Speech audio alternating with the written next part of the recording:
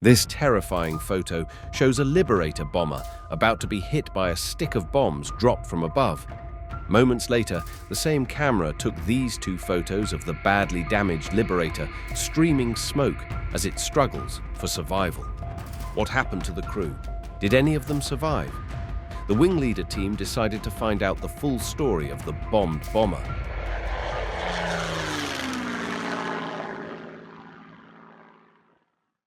The first thing the team needed to do was to identify the bomber. Although the photos don't show the squadron codes or serial number of the Liberator, there are some clues to its identity. So firstly, and most obviously, it's an RAF Liberator because it's got roundels on the wings. Now, the RAF only operated the Liberator bomber in Italy, Mediterranean, and the Far East. And we know it's not the Far East because the roundels are too dark in the centre. So it must be the Mediterranean theatre, possibly Italy. And we know it's a later Liberator by the position of the mid-upper turret. And if you look really closely, you can see that it has a very unusual nose. There's a smooth fairing where the nose turret should be. Now, this modification was introduced in 1945 to save weight, as there was by then hardly any fighter opposition. So the team was looking for an RAF Liberator operating from Italy in 1945. Luckily, there were only a handful of RAF Liberator bomber squadrons in Italy, and in the 37 squadron file was this photo that showed a Liberator crew with their badly damaged aircraft. The photo is captioned as Liberator KK-320 of 37 Squadron after being hit by bombs over Monfalcone docks on the 16th of March 1945. But could this be the same aircraft? Well, as far as we know, only one Liberator was ever hit by bombs over Monfalcone. So if we can identify the target in the picture as Monfalcone, then we should be fine. But comparisons on Google Earth proved inconclusive. It was similar, but there were too many differences to be sure. The team had to dig deeper into historical photos of the port until they found what they were looking for. This photo was taken before the port was extensively rebuilt. And if you look at the angles, they match perfectly.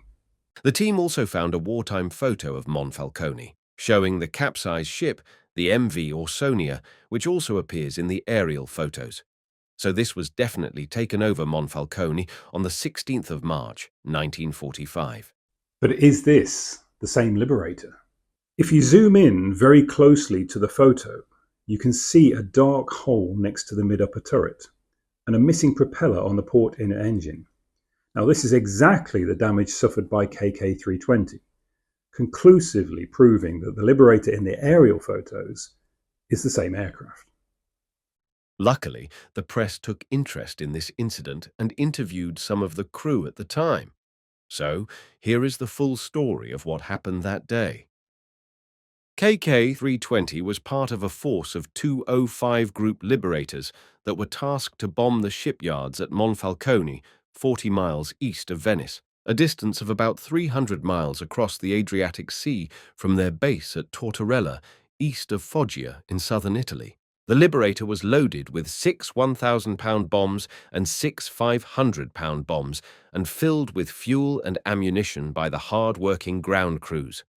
After briefing, squadron leader Lionel Saxby and his crew boarded the aircraft and took off at 13:10 on a northeasterly heading. The flight to the target was uneventful. However, just as bomb aimer George Barker was about to press the bomb release, mid-upper gunner Wally Lewis glanced above his head. I was looking up and saw a bomb leave an aircraft above us. I saw it getting bigger and bigger as it came towards us. The next thing I realized was that the fuselage had been hit near the flight deck, and I seemed to be pushed down in front of my seat. The perspex above me was taken clean off, but all that happened to me was a bump on the shoulder. The impact threw the wireless operator, Cliff Hurst, forward onto the flight deck, where he was struck in the back by fragments of flying metal. In spite of pain from his wounds, Cliff succeeded in fixing the damaged radio set and passed important messages to base. He was subsequently awarded the Distinguished Flying Medal for his actions. Up on the flight deck, squadron leader Saxby had escaped death by inches when the port inner propeller was torn from the engine and sliced into the fuselage just behind his head. He told the crew to be prepared to bail out at any moment upon his command. The navigator, Sandy Slorak, remembered that, The plane was shaking itself to bits. It was just a matter of hoping and getting ready to jump if Sachs gave us the nod. The pilot reduced speed and the shaking subsided. The 2.5-hour return flight was slow and cold, with a howling gale blowing through the hole in the fuselage. But finally, Tortorella came into view, and the badly damaged KK-320 landed safely after 4 hours, 40 minutes in the air. So just how lucky was the crew? Well, in short, unbelievably lucky. There were 3 miracles that day. Firstly, the bombs didn't explode on impact. Why? Well, if you think about it, if you're going to fly in an aircraft full of bombs through turbulence and flak and fighter attacks, you want that explosive material to be very unexplosive until the right moment, as you can see here. So aerial bombs were filled with a very, very stable explosive that would only detonate if you set off a very small explosion within it first. This little explosive charge was called a fuse, and you can see them here being loaded inside the bombs. But how do you make the little fuse go bang? A common method of fusing was for a little propeller in the nose or the tail of the bomb to start turning when it was released into the airflow. After falling a few thousand feet, the propeller would have turned enough times to set the trigger and make the bomb live. In this case, those propellers hadn't turned enough to make those bombs explode when they hit the Liberator. Now, the second miracle was where the port inner propeller struck the fuselage when it was torn off. If you look closely at the photos taken on the ground, you'll see 2 holes made by the propeller. The first is a small one just behind the cockpit, and the second one is a much larger one below the cockpit.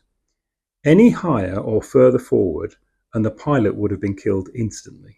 And the third miracle is exactly where the bombs hit the airframe. The Liberator was very vulnerable to being hit, especially in the wings. There are numerous photos of Liberators being hit in its long, slender wings, which instantly fold up due to the damage. The most vulnerable part of the wings was the center section, which carried the fuel tanks.